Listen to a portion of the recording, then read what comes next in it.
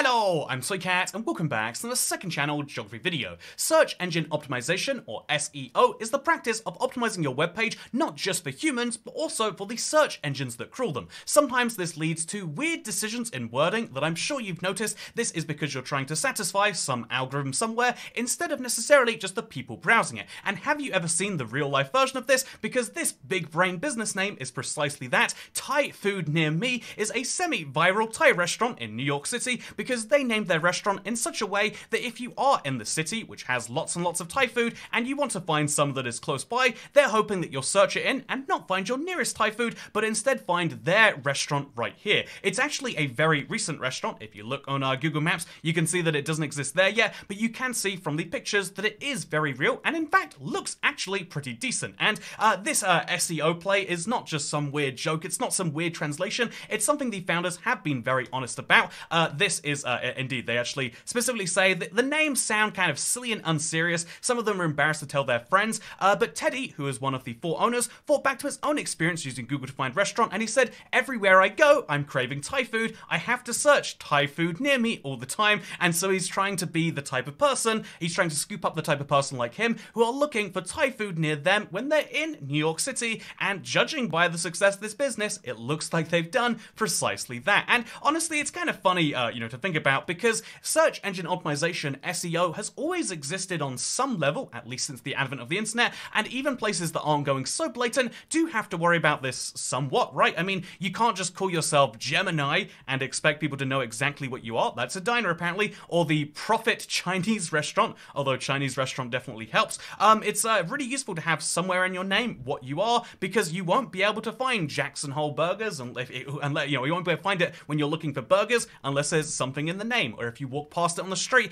Having a description of what you are is actually very useful, and by definition, if you walk past Thai Food Near Me, you technically are going near Thai food. And by the way, this is a trend which isn't just limited to them. In fact, if you want to, you could search for the Barber Shop Near Me. This is a place in Florida which really leans into the idea because their logo is literally a pin. I'm no, stranger to this. I use a pin with my thumbnails as a kind of reference to that Google thing, but their pin has what to me looks like a Costa Rican flag, and to you might look like a barber pin. It's very, very fun that they really lean into this. Yeah, we're the best barbershop, and also we're near you if you're in Coral Springs. Again, nowhere near me. I'm very, very far away from this thing, but my favorite example of this, because I looked for a lot of these that supposedly existed, I found interesting references to things like the idea of plumber near me. However, one that was far more interesting is in the Dallas area. You might know this if you live in Texas. There's something called Affordable Dentist Near Me, and the Affordable Dentist Near Me, just to show you a random example, has had that on their signs all this time. This is one of the truest, best examples we can find.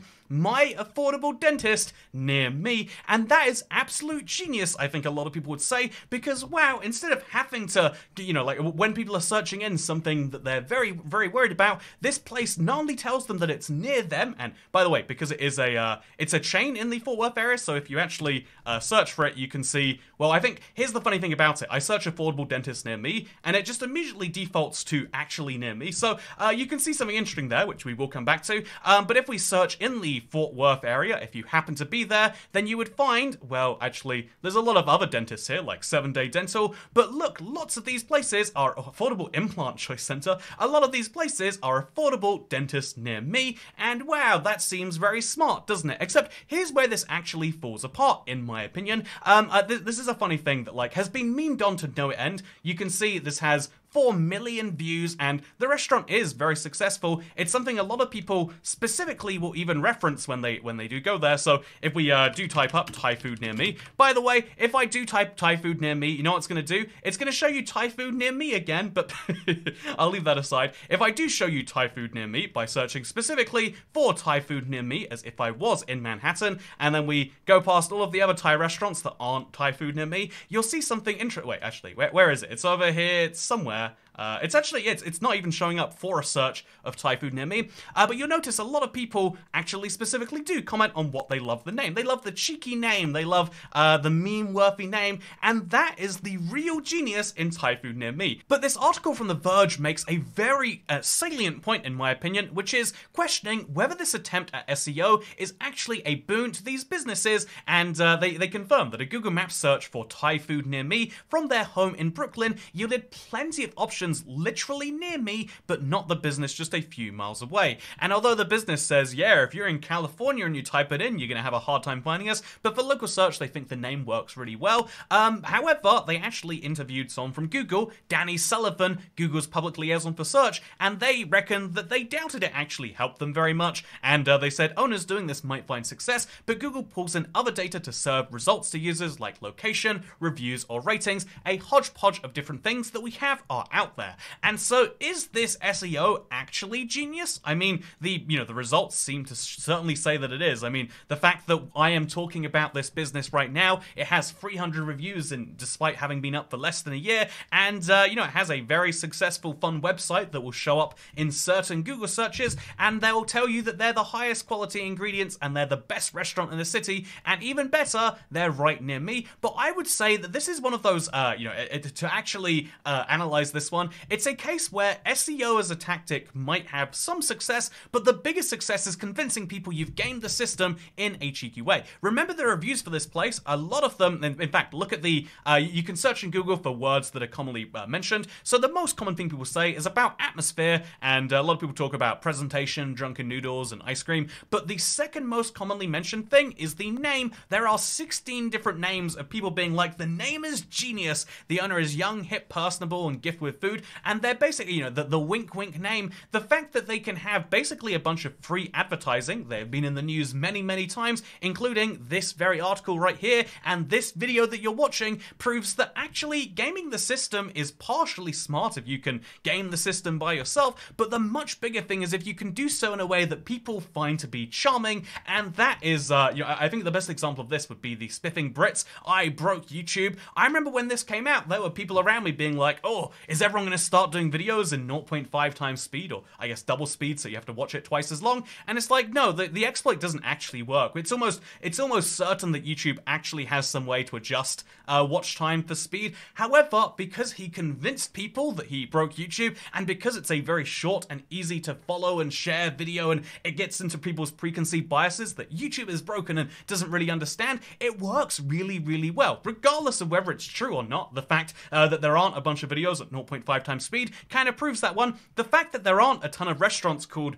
blank blank near me should be the biggest proof that this isn't working, but we'd instead rather believe that actually this is a trend that just hasn't caught on yet. All sorts of places will be calling themselves like, for example, imagine a Thai restaurant being like best Thai restaurant in New York City as its name. That is something that lots of people would search. Maybe they'd like to find that instead. But this is ultimately what marketing is. Marketing is getting people who don't know about your thing to learn about it. And so via this video, I've told you about haircut places you can go to in Florida, dentistry in, and by the way, I feel like the dentist example is even smarter in my opinion. So affordable dentist near me. Oh, it's actually going to do it in New York this time. But the clever thing in my opinion about the dentist is it's multiple levels. It is not just getting that potential SEO boost and making you think it's funny, but also literally putting affordable in the name means that the one big concern I imagine people have when going to a dentist in the United States of America is, oh God, how much is this going to cost me? Saying affordable is immediately telling people, don't worry about that. Saying that this restaurant is the best is,